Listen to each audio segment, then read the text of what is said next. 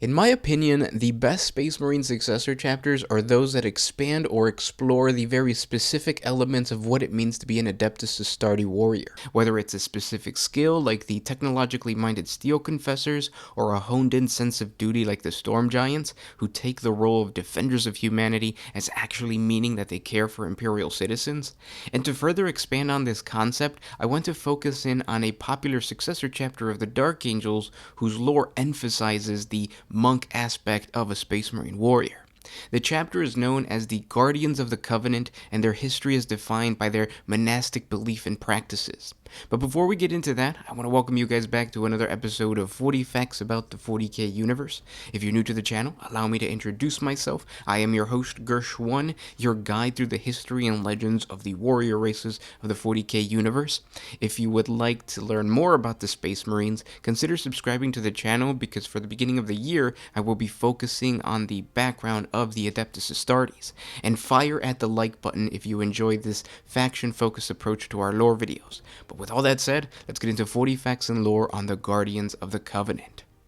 As scions of the Primarch Lionel Johnson, the chapter is considered part of the Unforgiven, an exclusive group of Dark Angel successor chapters whose highest-ranking members are in charge of keeping the secrets of the betrayal of Luther and the Ancient Legion's past heresy.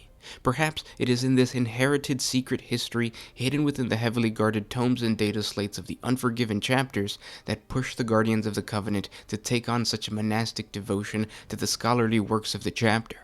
Throughout the chapter's long and mysterious history, they have figured out a way to use the art of war as a weapon stronger than any chainsword.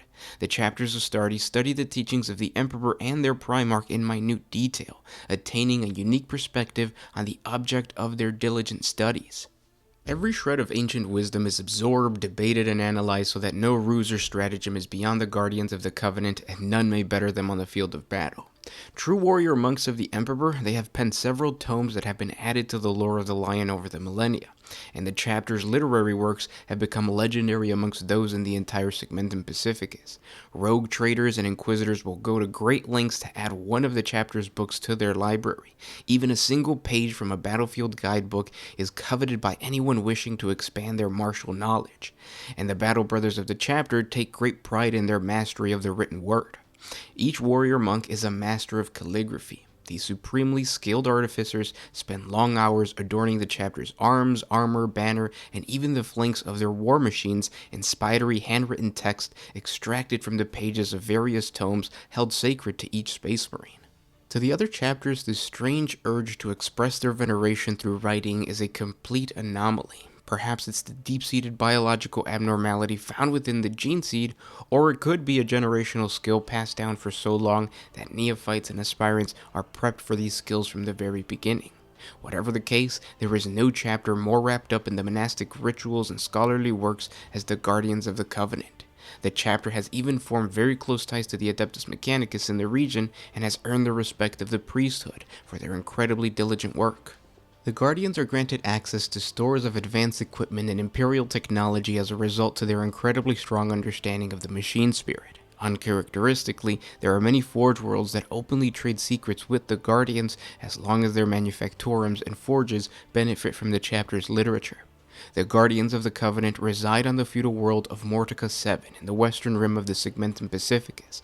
They maintain scriptoriums in their fortress monastery, where every Astarte of the chapter is expected to spend time learning as well as aiding the chapter in the creation of illuminated manuscripts of sacred imperial knowledge.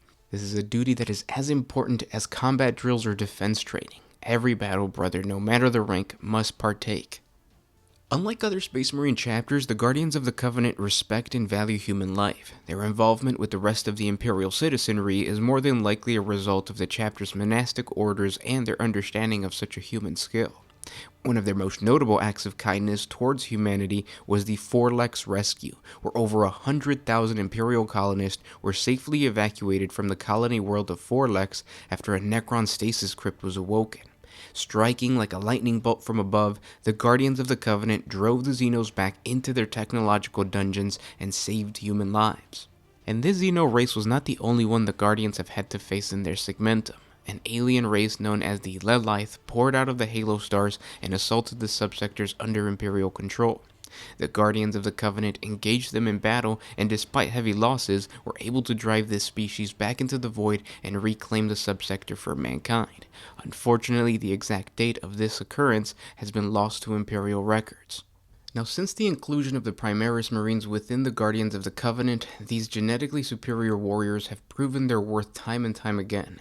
During the Battle of Heltopia, the intercessor squads of the Guardians of the Covenant were able to deploy out of their repulsor armored transports to quickly form firing lines in order to stem the flow of plague zombies that were overtaking the Hive City Hablock by Hablock. After quelling the swarming advance at one intersection, the intercessor squad would reboard and race towards their next location, and by doing so, they successfully countered the slow-moving but almost innumerable foe.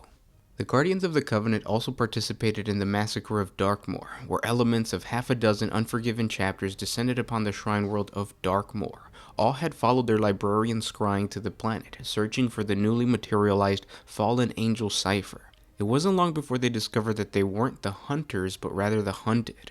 The warp storms that subsided to allow their armies into Darkmoor's orbit returned in force, and on the planet's surface, the Unforgiven found the world's vast cathedrals in ruins and its populace slaughtered.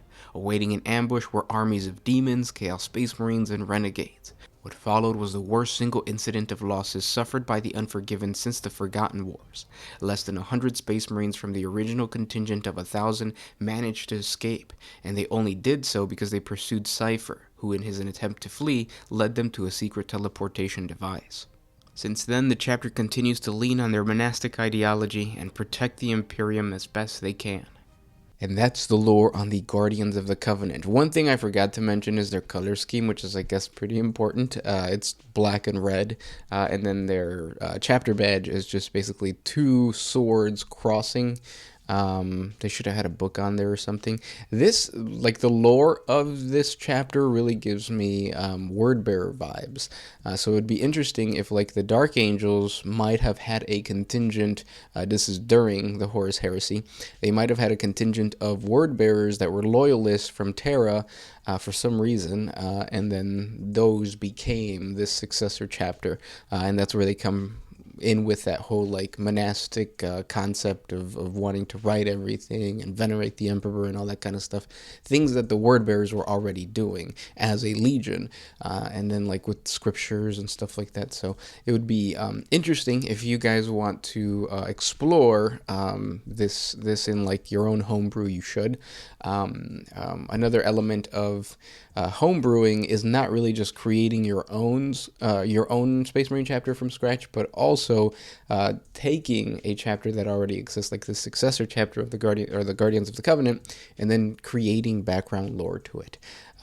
That's also really fun. And then in the future, if GW ever comes out and says like, no, the Guardians of the Covenant are actually just Imperial Fist successor chapters or whatever it may be, like just straight up just Dark Angels, then, you know, whatever, you made your own homebrew. But this is another way of expanding on that homebrew element of the game, just adopting an already established successor chapter, their lore, their history, expand on it, and then later on change a little bit of the original core, or like the actual like lore of the chapter, and then make it your own.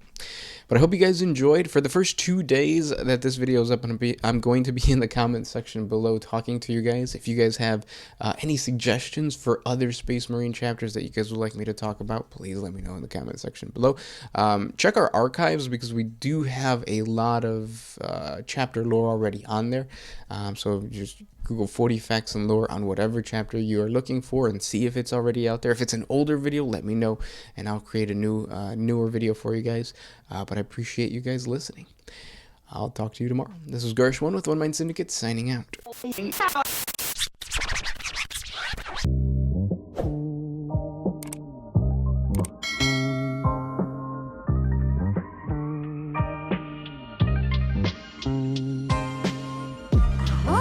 used to put my freedom first.